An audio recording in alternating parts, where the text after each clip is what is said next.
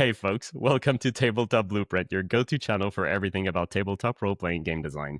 Today I've got a special guest because we're in this round of interviews that I'm making for the Breathless Jam to help people get started making games. And I've got an amazing guest today. I've got Binary of Binary Star Games. So Binary has made truly some amazing games for the past couple of years. And he's also hosted game jams to help people, a bit like what I've been doing with the Breathless Jam, to help people get started with game design. And he has created games. You may know him from things like Trespasser. You may know him from Apocalypse Frame. I think Apocalypse Frame was probably the game where I got to know Binary for the first time. Also Celestial Bodies. So those are kind of throwing big names out there. So without further ado, Binary, welcome to the show. Thank you. For those who may not be familiar with those names, or maybe would kind of want to know a little bit more about you and what you do and the kind of games that you make, because every designer has kind of a style, right? We all have our own aesthetics and the way that we approach game design. So for those who are not familiar with you or with your games, who are you? That is a big question. So I really got started with the original Lumen. I think you've had Spencer on, so that works out perfectly. Yeah. So as far as the indie scene, I got started in Lumen. Prior to that, I had been primarily working in the more tradish space, just kind of trying to make stuff, kind of not getting anywhere because you kind of have to make a very big book, and it's a lot. And at the end of the day, you come up with something, and is it better than D&D? Probably. Are people going to play it? No. I remember while taking a break from that project, 36 Way, which I do still have up on my website if you want to check it out. It's not my favorite work, but it's there. While taking a break from that, I wrote the original version of Apocalypse Frame in a month.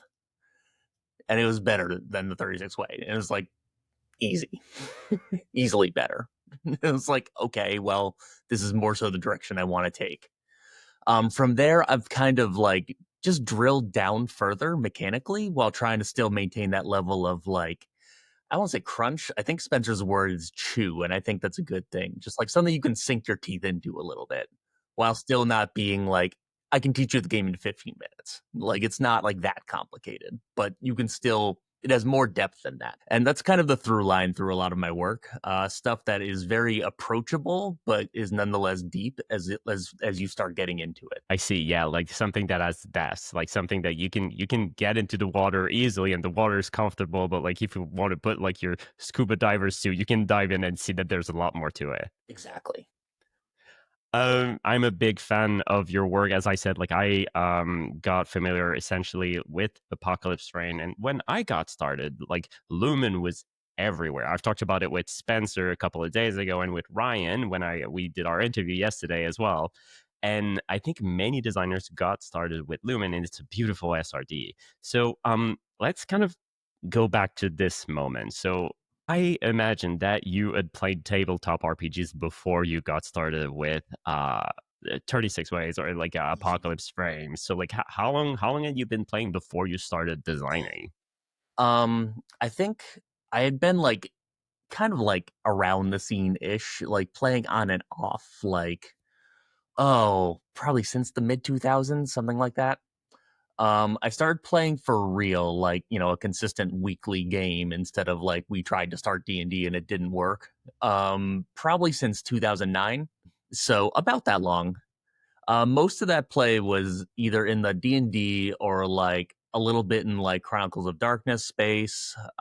Definitely more in the trad side of things than anything indie. That's been very recent, relatively speaking. I mean, by now, very recent is 5 years ago, but And when you got started with Apocalypse Frame and with Lumen, what drove you to go from I'm a GM or I'm a player to no, I'm gonna make my own thing? And how what happened?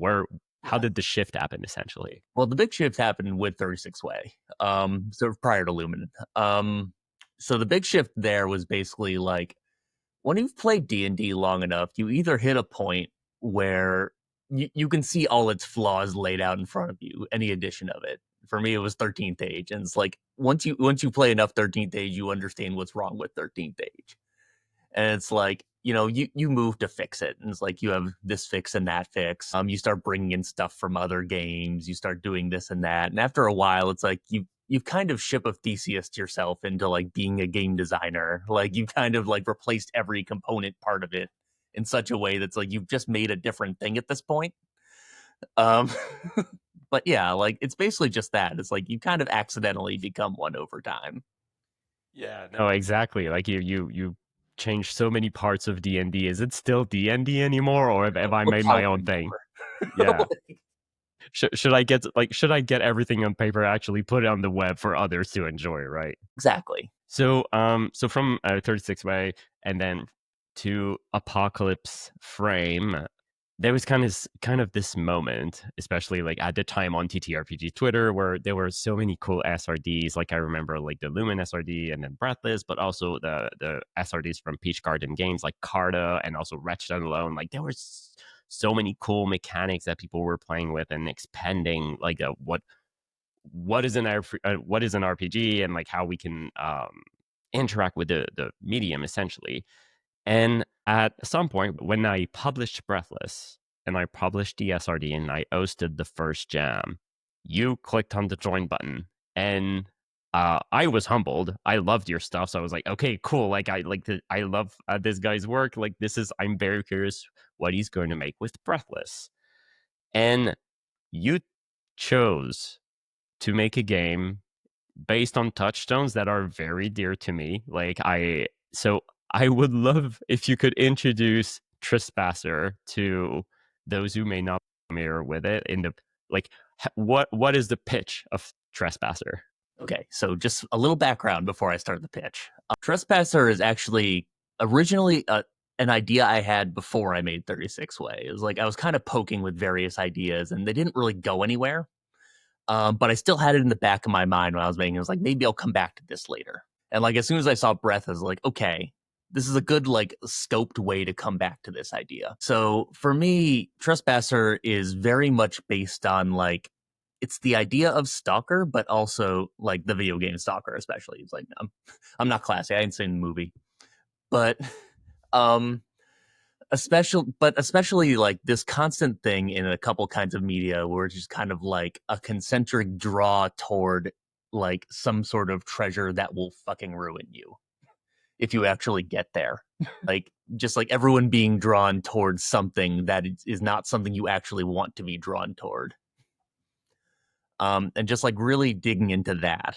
And like a lot of things just kind of spawn from that idea of just like being in a place that's like kind of like real life, but not quite like this idea of the zone of like, I think the original idea of the zone was kind of like a metaphorical thing where it's like, it's a place where it's not quite, it's not reality, but it's like kind of reality. Like things do not exactly cohere in the way you think they're going to cohere, that kind of thing. And just like bringing those ideas together was really it. That kind of I think this is such an interesting way of tackling ore, because to me this is a bit like ore, but not the kind of ore. It's not jump scare ore, but it's a bit of ore where you look at something and you expect something to be a certain shape or to make a certain sound, and then it doesn't, and it makes you very uncomfortable. Like one of the first touchstones that comes to mind for me when I read this game, yes, Stalker, but also Annihilation, Yeah, like sure. the books and also like the movie. I need to read the books. I have them in my library. I need to read them. I've seen the movie and I loved it. But yeah, like kind of this idea of characters having to go inside like an exclusion zone and seeing how things are the same but also different, and seeing how this weird place is changing them back too, Yeah. right? No, a lot of the horror of like something like Stalker, of like a zone, is that familiarity that's like a little change. It's the horror of like a dark room more so than like, an Ooga Booga monster. Like it's not, it's more so like you filling in what should be there and then it's not. Yeah, exactly. Like it's kind of like you have the spectrum of like spooky horrors and liminal horror, and that one is like right in the middle. It's not like it's something is there, like, but Yes. yeah. Like it's wrong and you don't know why yet, and you're gonna find out. Yeah, I love this. So when you started designing Trespasser, um, there was this moment where you potentially like you had read the Breathless SRD and you're like, how am I going to tweak it? So how is Trespasser different than Breathless in the way that it tackles like mechanics and settings and things like that? Well, like what are the main differences? So a big difference, the one that leaps out to a lot of people, is that your dice do not decay on a success. They only decay on a 1 to 4. Um, and this is a big difference. This definitely changes the pacing. And part of that was because I wanted a different pacing around the catch your breath. We'll get into that when we talk about desire at some point. But like that was definitely like a change of like I want you to be able to kind of push your luck a little bit more on that. Whereas like with the standard breathless step down, it's like you're gonna hit all your stuff as into like D6 to D4 territory pretty quickly. Like once you've taken like you know 5 or 6 actions or meaningful roles, it's like okay, that's probably about it. Like I'm gonna have to catch my breath unless I want to start making trouble for myself. With this, I wanted it to be a little more extended, um, and just like I wanted like taking a breath to be a little more meaningful because it has such like long term repercussions with regards to the desires. One thing also that I think is different between Trespasser and Breathless is that the kind of characters that you're portraying, Yes. they're not the same at all. Because in Breathless, you're ordinary people trying to survive like a zombie apocalypse, but in Trespasser, you're not that. You decided to go, or you were sent into the zone, right? And like you're better equipped, right? You're better equipped, and it's just that mindset of like you are here for a reason. Either someone sent you here or you sent you here or like you are trapped here, but nonetheless like you're here. Like it's not just like survive, it's you're here for a purpose. You are going to get to the center or die trying. Yeah, so like it makes sense that like the pacing is going to be different because the characters like they decided willingly like to enter this thing. So like probably they have better gear, they're better trained. Like it's and again coming back to Annihilation, like the characters that enter the exclusion zone, like they're all super smart scientists. They're the best of their fields, right? To trying to understand why this thing is growing and how to make it stop. So it makes sense that catch your breath is going to be happening Yeah. less often.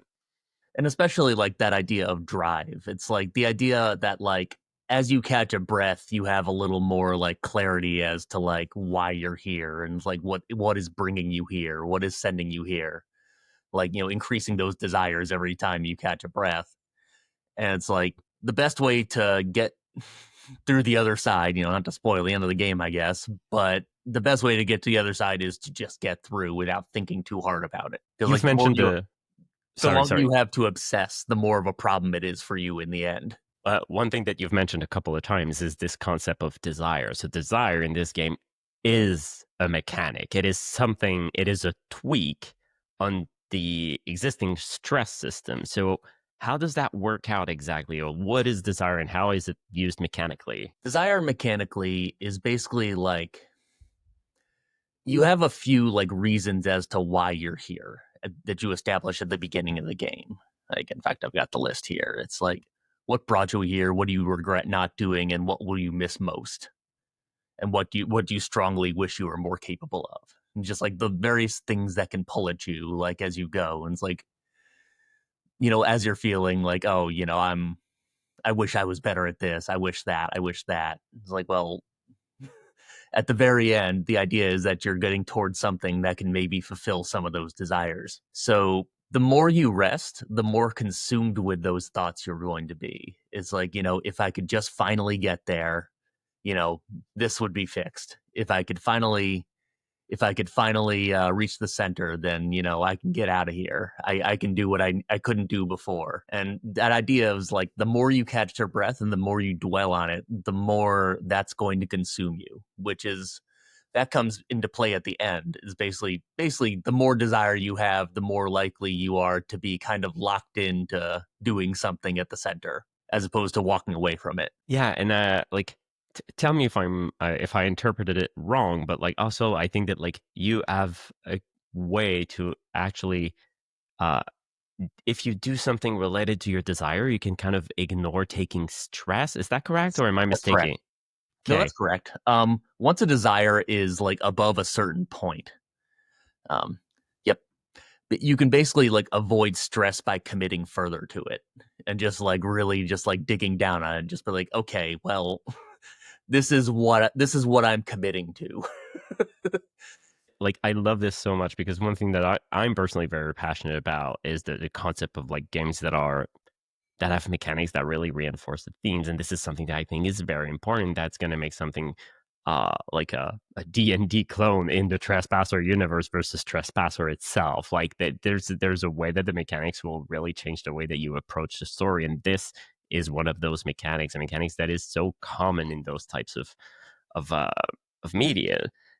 And it's funny, kind of a tangent here, but like I feel like we could take the system of Trespasser and put in the setting of oh, what's that the battle royale game from Evil Ad? I'm missing the Deathmatch Island. Yeah, Like because like characters are kind of sent into like an arena, but they also have desires and they kind of want to get to the end where they're going to be like the winning player. Like it's a different setting, but like I feel like those mechanics could also work really well in a game like this. yeah, you definitely could do something like that for like a battle royale thing. That would be pretty cool. Yeah. So after Trespasser, like you already had a couple of games under your belt, and then you made some more. You joined other jams hosted from many members of our community, Including and you. including me. Yes, because you joined the Firelights Jam, I I did. think. Yeah. Um, but you also decided to host your own game jam. And this one is a jam that we touched a tiny bit with Ryan yesterday during our interview. And I think it is a jam that I personally didn't see coming. But as soon as I read it and I read the description, my first thought was, this is going to help so many people get started. So, can you tell us a bit about the Minimalist Jam? Yeah, absolutely. So as a little background, this got started in 2022. Yes, that's correct. 2022. I had to think about this. This was like right when like AI was starting up.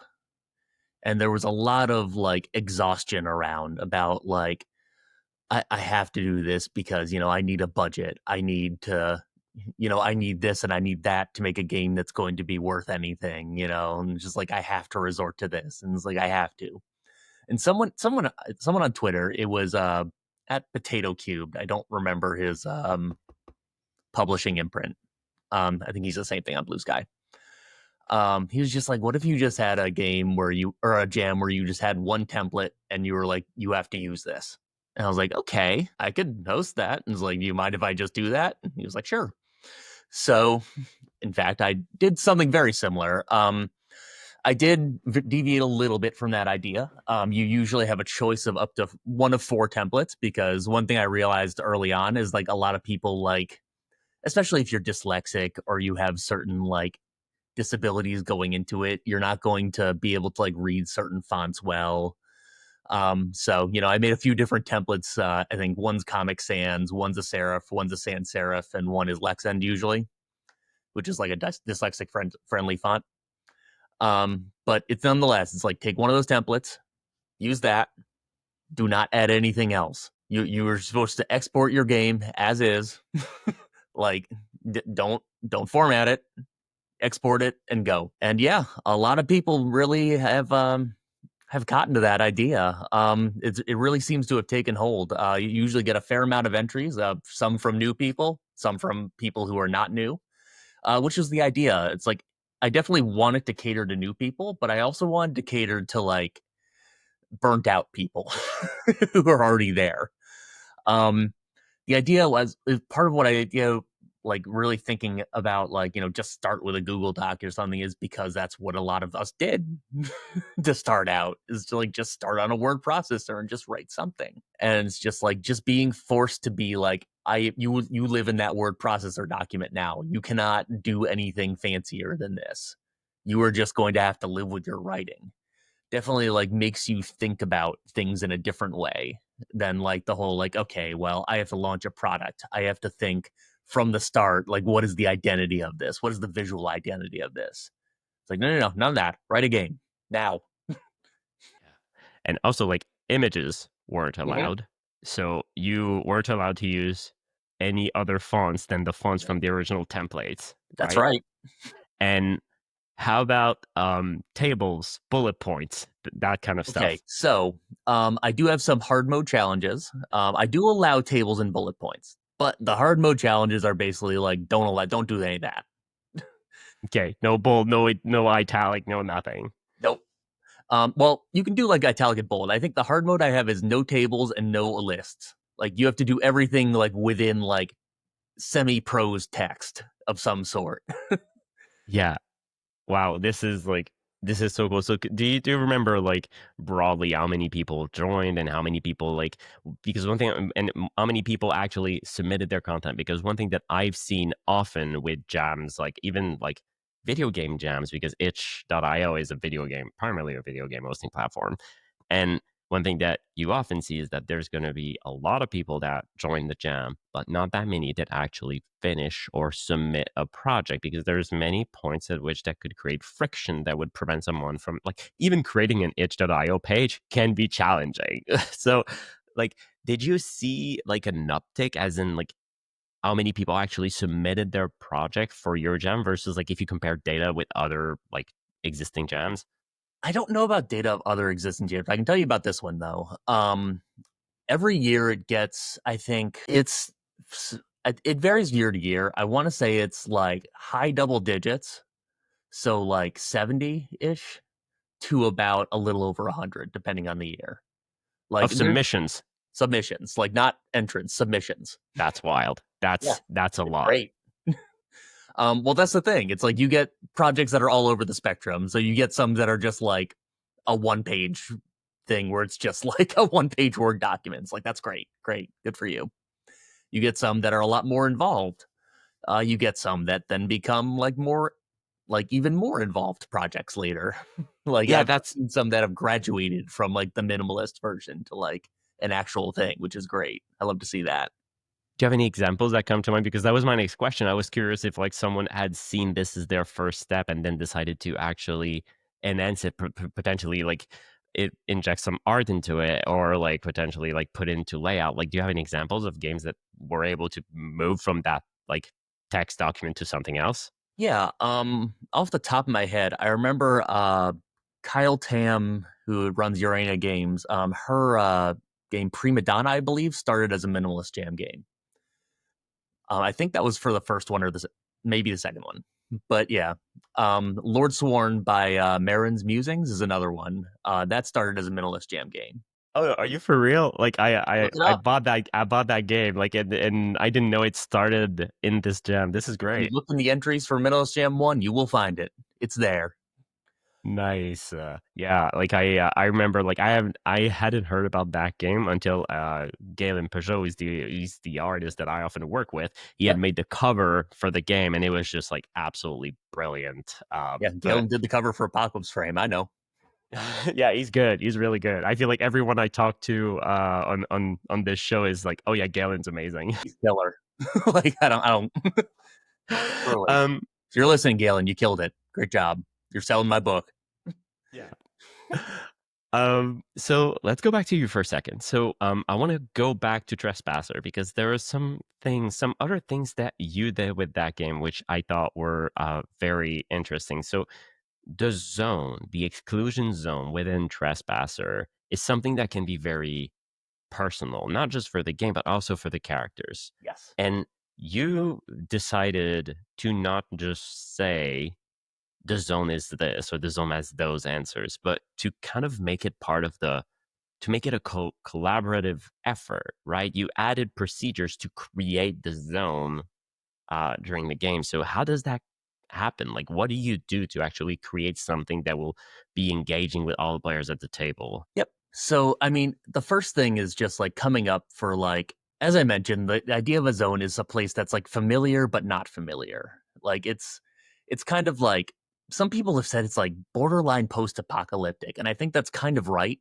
Where it's like a lot of things exist, but they're in a different context now. Or like they can't be used now because there's, too much anomalous stuff going on. People have abandoned it. So like only crazy treasure hunters like you are there. Um, so that's the starting point of just like try to think of like an area that would be like, what's a good word? Like resonant to you, and like what do you care about? Like that kind of thing. And from there, you have to ask the question, why are you here? So it's like what's at the heart of this zone that everyone's looking for? Or like rather like you don't necessarily know what it is. Like you can define what it is if you want, but like what is it supposed to do too? Like the stalker one, the classic stalker one is that it grants wishes. And it's like that's an easy one. And it's like everyone understands that instantly. Um, but like for instance, I have it up here. It's like other was like allows you to travel through time, like reshapes you into something higher, contains lost technology, just like something that it's like something is here that is not elsewhere, that cannot be attained elsewhere, and that is probably beyond what you can even imagine doing So otherwise. when the characters actually go inside the zone, what do they encounter in terms of like you mentioned anomalies, but and you mentioned things that are but are different. Like like concretely, what did you imagine people would encounter inside the zone? Yeah, so that's a good question. The kind of things that I imagine are like first like kind of like natural things. Like, the land itself is like twisted, or like there's like weird weather, or stuff that's like very like I said, familiar but a little different. There are other people who want to take advantage of you or something. Like there's other things that like you can kind of like wrap your head around. And like the further you get in, the further you get into things that are kind of less familiar. Like you have like factions who permanently live in the zone. You have like, monsters, even like things that are like not even wildlife, but are things that have just been twisted beyond recognition. You have things that just get like the further in you go, the further away you go from like reality as you know it. Like you get further and further into this more dreamlike, more twisted idea. As you go deeper into the zone, like obviously anomalies seem to escalate based on what you're saying, but at some point you're going to reach the end. And I think this is also something that you mechanize, no? Hmm. So Yeah. how does that work? Yep. So, as I had mentioned, you're kind of filling those desires as you go. Like every time you rest, every time you have to like, recuperate a little bit from like trying to poke in further. Basically what you're going to do is you're going to roll against how many desires you have, which is like a minimum of 4 at the very start of the game. Like just how many points of desire you have basically. um if you roll under that number, like whenever you hit that zone, whatever you hit, and there's a way to like tell like which desire like really is grabbing you, whatever that one is, or if you have one filled desire clock, because all of them are like a 4 segment clock. So if like one thing has just like consumed you fully, like you're locked in, that's it. But if that's not the case, you roll against your total like number. If it rolls under it, or if you're fully consumed, like you basically have to play out like taking whatever's in the center of the zone and trying to fulfill your desire with it, like whatever that desire that has consumed you. And if you don't, you can just walk away. This You is can so cool. realize that this is maybe not a good idea, but you know that's also not good because then you've realized that your salvation and then walked away from it. That's not like a good emotional thing either. So at the end, you're going to find out one way how the zone has ruined your life. This is so cool because I was talking earlier, it was last week with Andrew Boyd of Pendian Games, and his game, Substratum Protocol, kind of shares some similar themes with Trespasser, but both of you went in completely different directions. But one common thing with both your games is that it has an ending. And I think this is a place where a lot of indie games really shine because a lot of like a lot of the most popular games are very sandboxy, and they're kind of like, here's a world, do whatever you want. We have quests and modules that you can purchase, whatever. But a lot of indie designers really, really shine in making extremely focused experience that will make you that will essentially give you a lot of emotions as you go through the different procedures to get you to that ending. Yep. No, a big influence in this front was Trophy Dark, actually. Um, Especially, you can see it especially in like I describe like the rungs of the zone of being like, the fringes, the middle, like the center, the heart. It's like it's very similar in that sense. Um, and like that's definitely a game where it's like that is built to end. It's like you are going to get to the end of that, and you're probably not all going to live, and that's the point. And at the end of this, it's like part of what I was doing from here is like even if you do live, you don't like really get out intact. Um, it's going to change you one way or another. The question is in what way. The first game that I've ever played that had that kind of mentality, it was 10 Candles, and my friend was the GM, and I remember like ending our session, and we were all dead because that's the purpose of the game. Once all the candles are out, you're all dead. But I remember like us extinguishing the last candles and saying to my friend who was just getting started GMing, I told him like this was one of the best session I've ever had, and I think like a system like this helps so much to create that kind of flow of play. But one thing that's a bit unique, as opposed to Ten Candles with Trespasser, is that you can play it solo. Yes. So you can decide to just like put yourself in the right mood, put on some music or put on your headphones, get your notepad, you have your copy of the game, your pencil, and everything, and you just start playing by yourself and tell the story. So how does the game, because by default Breathless, while most all of its mechanics are player facing. Like what I mean by that is that the GM never rolls. The GM can call for rolls, but the GM never rolls for anything. There are no enemies with stats or anything. You just like the player does stuff and that player rolls all the time. So in that sense, the original game is a bit solo friendly, but there are no oracles. There are no like strict procedures to help you move through a solo flow. So how does Trespasser fixes this? Because you need to really create a framework to help solo players to not be intimidated by that game. So how did you do it?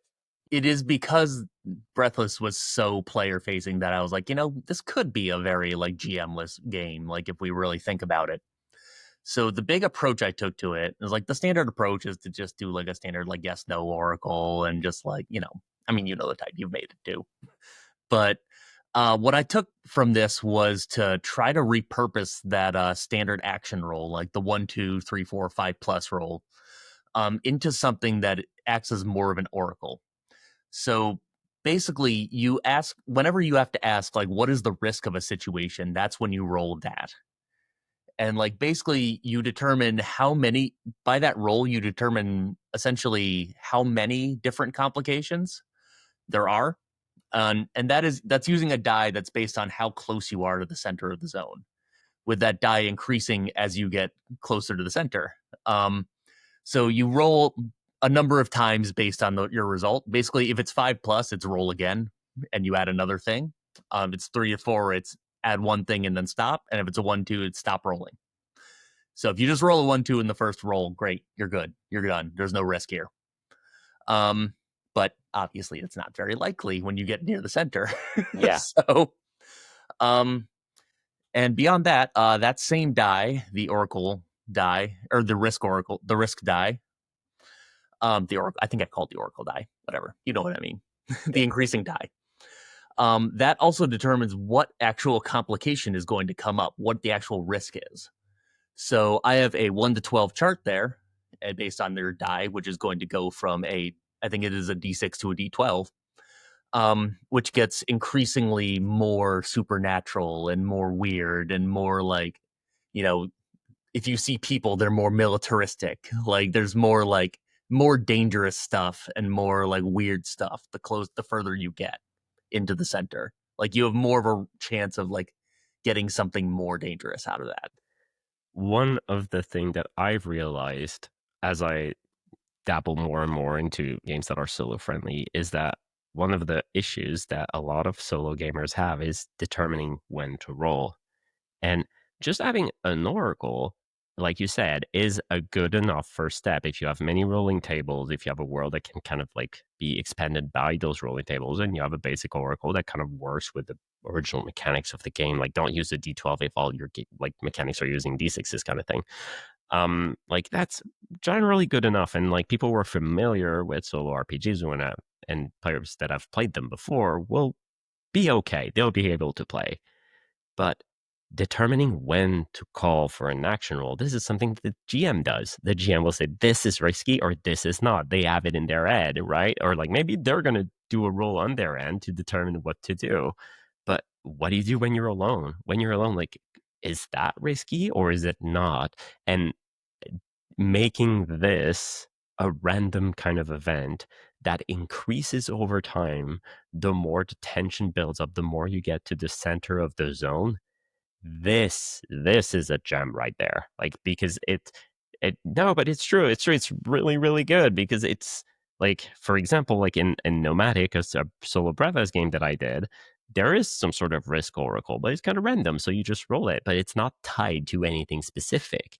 But this one is tied to the zone, and there are multiple segments within the zone. And the deeper you go, the more dangerous things can become. And yeah, this is very good. Thank you. No, that concept of escalation throughout play is definitely something that yeah, it's like it is something I started from 13th age and I still going forward for a lot of other things, but it's manifested in a few different ways. And one of them is something like this, where it's like, no, the further things have escalated, the more your risks will escalate. Like it's going to be a problem. Yeah. Um, as I said at the start of the show, we have a second iteration of the Breathless Jam at the moment. And there are more than 120 people who have joined this time, which is very, very cool. But a lot of those, maybe there's a lot of returning. I know there's a lot of returning designers that are going to make a game and it's not going to be their first game. But there's also a lot of people who are coming in fresh and they may be intimidated by the many steps that it takes to create a game. And we've talked about it, even creating an itch page can be a challenge.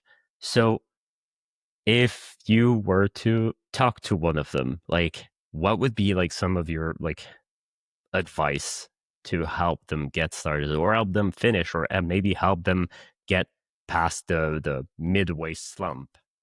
Yep. So what I tell people when they're starting a game is like, there's a lot of standards like start at character, start at this, start at that. It's like, no, start at the thing that is bringing you to the dance. I want you to think about the thing that is making you make a game and start there. Like, what is the actual concept here that you really want to evoke? And then spread out from there.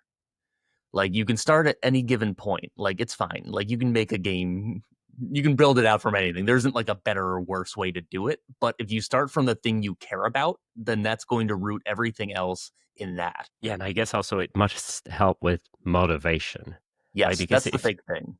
Where it's like if you're constantly seeing like, why do I care about this? Like to start with, like especially if you start at like parts where you don't care. It's like start at like, what is a TTRPG? It's like what is this? Like all this boilerplate stuff. You don't start there. That's you do that later. Do the part you care about first. Start it first. Then you can build out from there.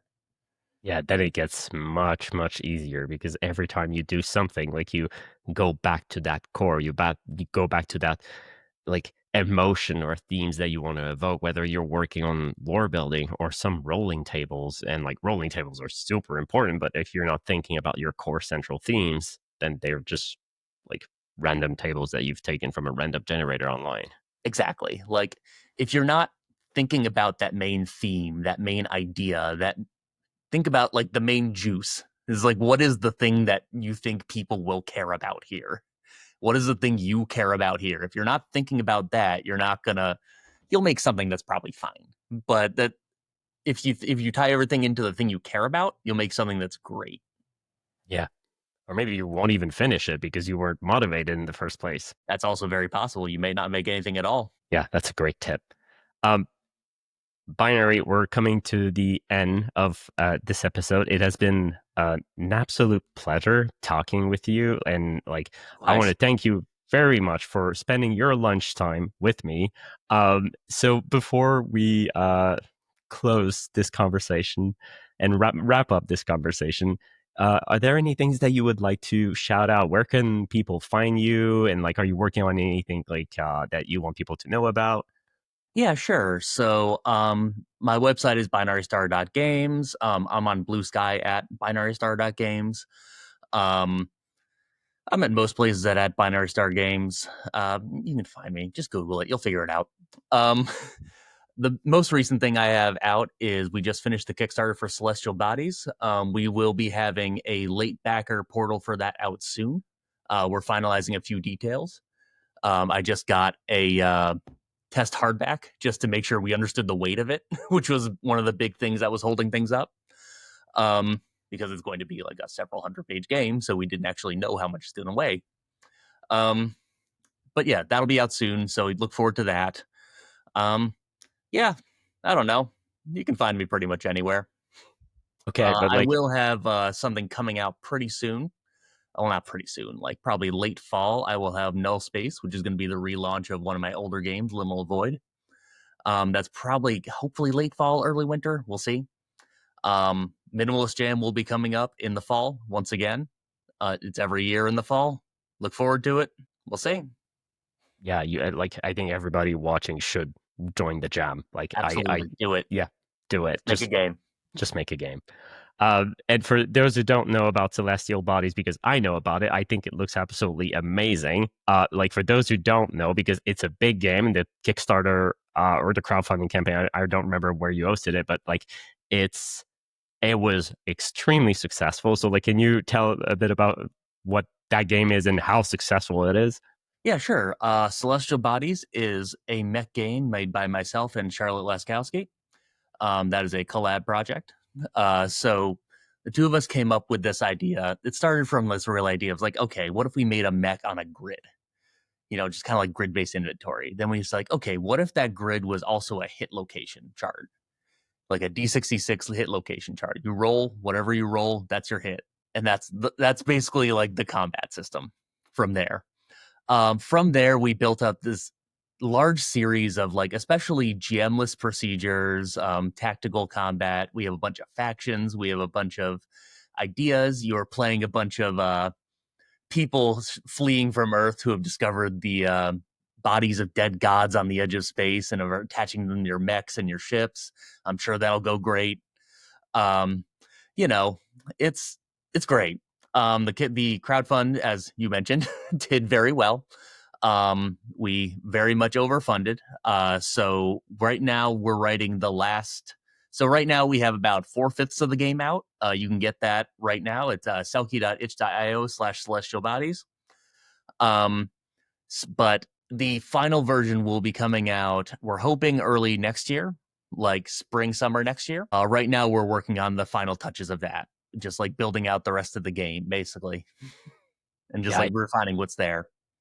I think it's very easy to be absorbed into that game just by looking at the art and the layout, but also like the grid system, which is absolutely brilliant. I remember when you made that tweet originally, and it just blew up like completely.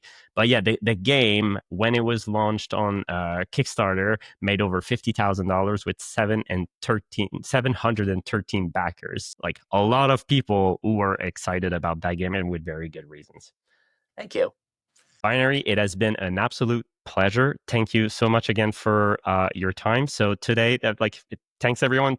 This was Tabletop Blueprint. So if you've ever wanted to create your own tabletop games or just geek out about tabletop role-playing game design, hit that subscribe button. Leave a comment down below. If you have questions for Binary, put them there, and I'll ping him so that I make sure that he goes and answers those questions for you.